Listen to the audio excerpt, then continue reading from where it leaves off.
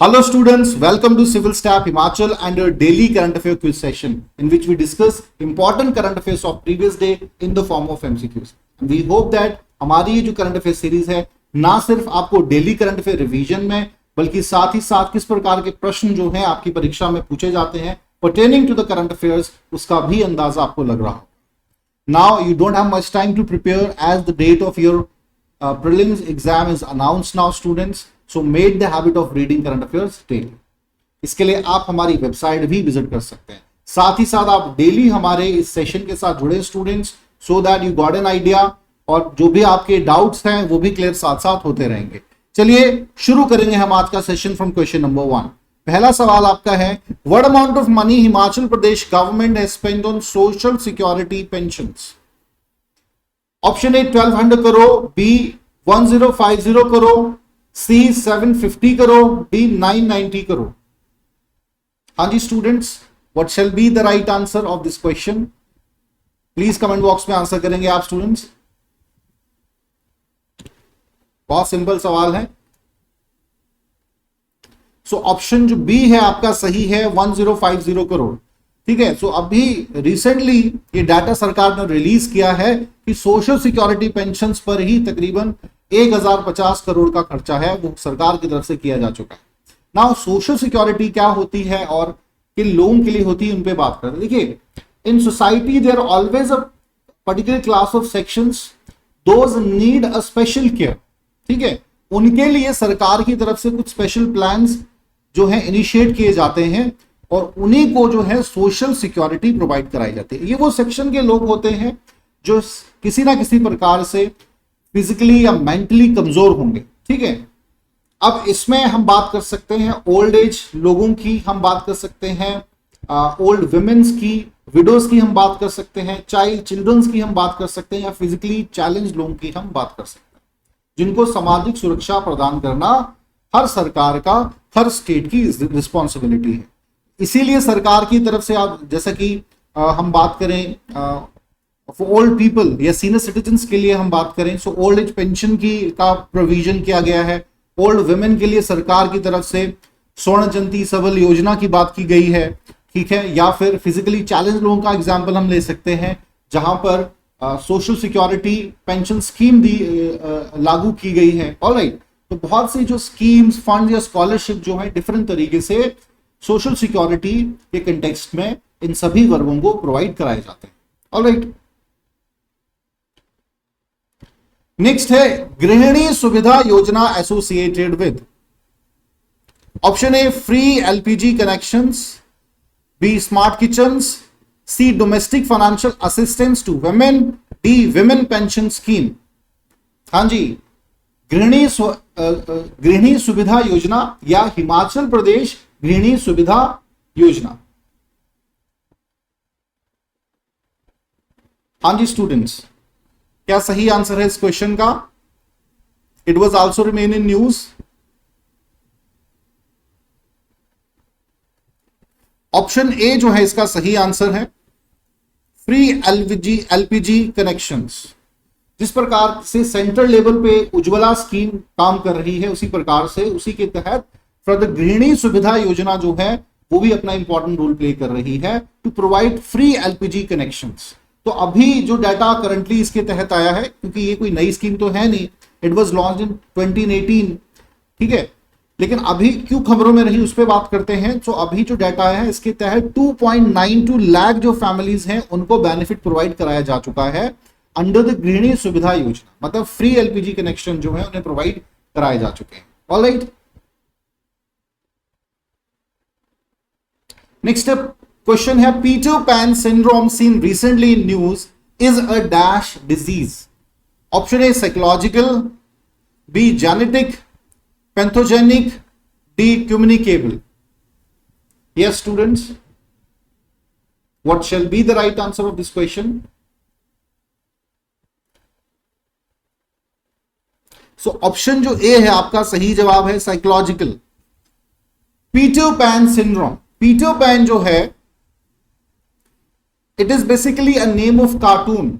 ठीक है. Cartoon character था जिसका नाम पीटर पैन था, जो कि बिल्कुल एक केयरलेस लाइफ जीता था, कोई परवाह नहीं है, ठीक है, जो फ्री, बिल्कुल फ्री होके जीना जिसे हम कहते हैं। और बचपना जिन लोगों में ज्यादा होता है उनको, उनके लिए पीटर पैन सिंड्रोम जो है डिजीज मानी जाती है, ठीक है। तो क्या कंटेस्ट है पहले उसको समझेंगे, then what exactly the Peter Pan syndrome ये क्या है उस पर बात करेंगे। तो अभी जो रिसेंटली क्या है, मुंबई कोर्ट ने एक व्यक्ति को, 23 साल के एक व्यक्ति को बेल ग्रांट की गई है, who was arrested in a sexually assaulted case. तो ये माना गया कि basically that person of 23 was engaged physically with a minor of 14 year, alright. और बाद में उसने, उसके वकीलों ने या उसके माध्यम से ये बात रखी गई है कि भाई उसे पीटर पैन सिंड्रोम डिजीज है, ठीक है, तो उसे जो है छोड़ दिया जाए।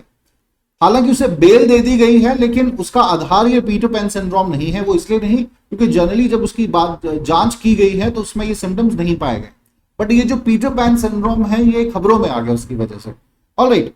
छोड़ इसलिए दिया गया, इसका सबसे बड़ा ये कारण बताया जा रहा है कि दोनों की तरफ ही का जो इन्वॉल्वमेंट था, कोई फोर्सिबली इन्वॉल्वमेंट नहीं था, लड़की की तरफ से भी, ठीक है, even her family members were aware about this. तो वो मामला इसलिए गर्मा गया, लेकिन ये टर्म जो है खबरों में आ गई और जो शायद एग्जाम में पूछी जा सकती है, पीटर पैन सिंड्रोम। तो पीपीएस से कहा जाता है, इट्स अ साइकोलॉजिकल कंडीशन जिसमें जो बच्चा जो है, जो व्यक्ति है वो बड़ा तो हो जाता है बट उसका जो दिमाग है वो बच्चों की तरह ही रह जाता है, ठीक है। He doesn't have kind of responsibility जो एक अडल्टहुड में हम फेस करते हैं, ठीक है। बचपना बोलते हैं ना, हर किसी में रहना चाहिए, बट बचपने होने की भी एक लिमिट है, और आपको कहाँ बचपना दिखाना है वो भी मायने रखता है। अगर आप मेंटली वीक हैं, सोशल स्किल्स आपकी नहीं है, सोशल मेच्योरिटी आप में नहीं हुई है समय के साथ, तो फिर उसका कोई फायदा नहीं होता है, ऑलराइट। तो ऐसे लोगों को जो है पीपीएस जो है माना जाता है।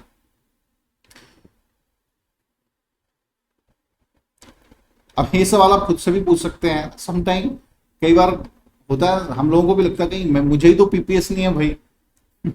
चलिए jokes apart, Lothal, question number 4, Lothal one of the major sites of Indus valley civilization is situated in, option है Madhya Pradesh, B Haryana, C Punjab, D Gujarat.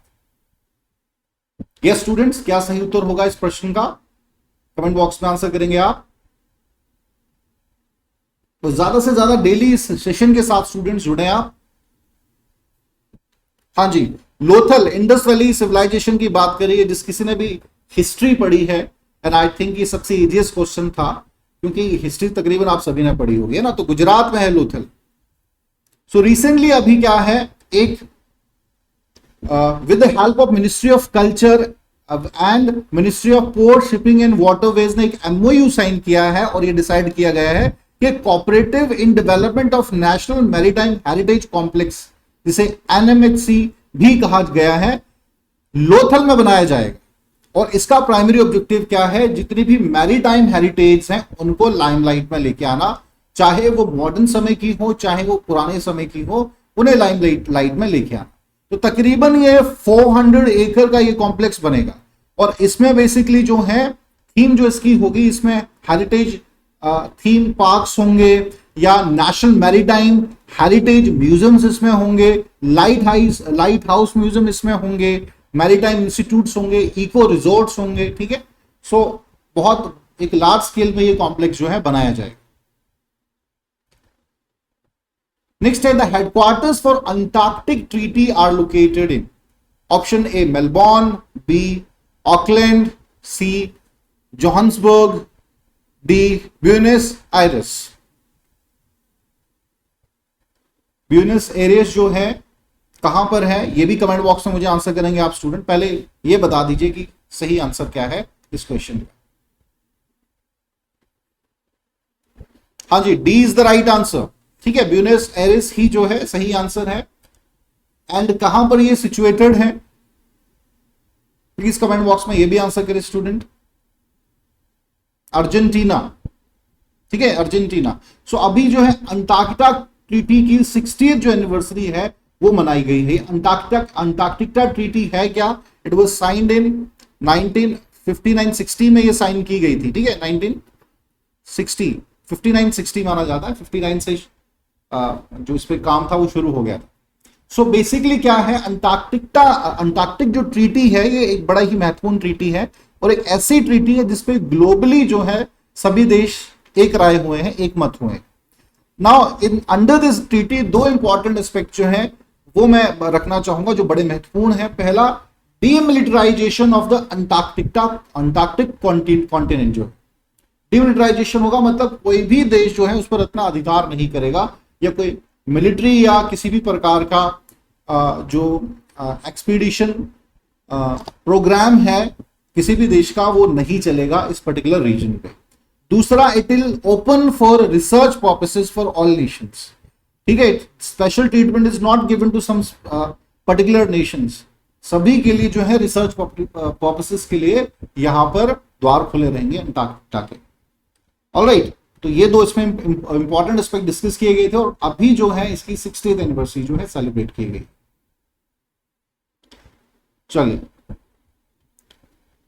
Next हम बात करेंगे electrical trust scheme 2013 was notified for receiving donation by political parties by option A Election Commission of India, B Central Board of Direct Taxes, C Ministry of Home Affairs, D Central Vigilance Commissioner।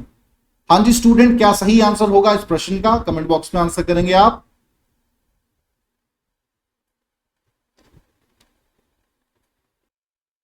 हाँ जी students, what shall be the right answer? So option B जो है आपका central board of direct taxes is the right answer. ठीक है, तो सबसे पहले हम बात करेंगे इलेक्ट्रिकल ट्रस्ट स्कीम है क्या, what exactly this electric trust. देखिए, हर पॉलिटिकल पार्टी को चलाने के लिए डोनेशन की आवश्यकता होती है। सो इलेक्ट्रिकल ट्रस्ट जो है इसका ये काम है ये देखना कि जिस भी पॉलिटिकल पार्टी को ये डोनेशन दिया जा रहा है क्या वो पॉलिटिकल पार्टी रजिस्टर्ड है, क्या लीगल जो है कानून के अनुसार उसका फॉर्मेशन हुआ है कि नहीं, या किसी भी प्रकार की जो लेन देन में हेरा फेरी तो नहीं की गई, या जो डोनेटर है उसका बेस कोई इलीगल तो नहीं है।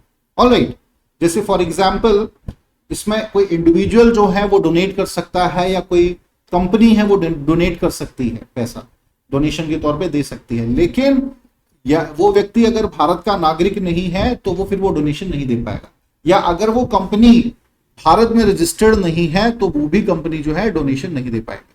ऑलराइट, तो ये सब काम देखना इलेक्ट्रिकल ट्रस्ट का ही काम होता है, बहुत महत्वपूर्ण होता है। ठीक है, थोड़ा सा और इस पे बात करेंगे हम। अब इसमें प्राइमरली क्या है, ये एक नॉन प्रॉफिटेबल ऑर्गेनाइजेशन, ये जो इलेक्ट्रिकल ट्रस्ट, सीधा सवाल पूछा जा सकता है, तो it's a non profit organisation. ठीक है, और इसका ये जांच करती है कि जो पॉलिटिकल पार्टीज हैं रजिस्टर्ड हैं section 29A of the representative of the people act 1959 के तहत या नहीं। अगर नहीं है तो उनको फिर जो है ये फंड जो है नहीं दिए जाएंगे। इवन देयर एग्जिस्टेंस जो है कि किस आधार पे वो पॉलिटिकल पार्टी एग्जिस्टेंस में, उसको भी चैलेंज किया जा सकता है। ठीक है, तो सिंपल भाषा में क्या याद रखेंगे आप, सिंपल कि भाई जो फंड्स दिए जाते हैं पॉलिटिकल पार्टीज को, ये देखना कि उसका आधार कानूनी है कि नहीं, या वो पॉलिटिकल पार्टी कहीं इलीगल तो नहीं है। चलिए नेक्स्ट हम बात करेंगे, India has recently launch the tax inspectors without borders initiative with option A Nepal, B Bangladesh, C Bhutan, D Myanmar. हाँ जी student, what shall be the right answer of this question? Comment box में आंसर करें आप।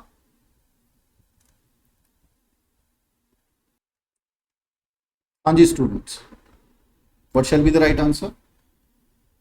सो basically Bhutan जो है आपका सही answer है, Bhutan. Alright, Bhutan is the right answer. So अभी रिसेंटली क्या है, पहले तो हम बात करेंगे टैक्स इंस्पेक्टर विदाउट बॉर्डर्स क्या है, इसको भी समझते हैं, और अभी रिसेंटली क्यों इट वाज इन न्यूज। सो अभी क्या है, इंडिया एंड भूटान एक jointly tax inspector without borders initiative को लॉन्च किया है। ठीक है, 23 जून को ये लॉन्च किया गया है। अब ये TIWB है क्या, टैक्स इंस्पेक्टर विदाउट बॉर्डर्स है क्या? तो ये बेसिकली इसका काम होता है किसी भी देश की टैक्सेशन जो पॉलिसी है उसको स्ट्रेंथन करना। All right, so it is an international initiative taken by two important international organisations, United Nation development programme and organisation for economic cooperation and development, जो कि दोनों ही बड़ी ही महत्वपूर्ण ऑर्गेनाइजेशंस हैं, ठीक है, और यूनाइटेड नेशन के लिए भी ये बड़ा इंपॉर्टेंट रोल प्ले करती हैं इंटरनेशनली डेवलपमेंट प्रोग्राम्स में। तो इसके तहत जो ऑब्जेक्टिव है वो ये है कि किसी भी देश की जो नेशनल टैक्स एडमिनिस्ट्रेशन है उसको स्ट्रेंथन करना, साथ ही साथ जो ऑडिट कैपेबिलिटी है किसी देश की उसे भी बिल्ड करना और ज्यादा उसकी कैपेबिलिटी को बढ़ाना, ऑलराइट, ताकि ज्यादा से ज्यादा है ट्रांसपेरेंसी रहे in the collection of taxes और ज्यादा से ज्यादा जो टैक्स है वो कलेक्ट किया जा सके। अब इस प्रकार का इंटरनेशनल इनिशिएटिव ये बड़ा इंपॉर्टेंट इसलिए है, देखिए, क्योंकि इंडिया जैसे देश में अभी भी क्या है ना, लूप होल्स बहुत आसानी से ढूंढ लिए जाते हैं। Number of peoples are in India those are not paying the exact taxes, या तो टैक्स कम देंगे या फिर टैक्स देंगे ही नहीं, ठीक है। तो कहीं ना कहीं जो है इस प्रकार की जो इंटरनेशनल ऑर्गेनाइजेशन के तहत जब ये इनिशिएटिव्स दिया जाएगा तो कंट्रोल होगा और हमारी जो एडमिनिस्ट्रेशन है उसमें भी और बेहतरी हमें देखने को मिलेगी। चलिए नेक्स्ट हम बात करेंगे, United Nation public service day is observe on option A 21 June, B 22 June, C 23 June, D 24 June. ये स्टूडेंट्स क्या सही आंसर होगा इस क्वेश्चन का, कमेंट बॉक्स में आंसर करेंगे।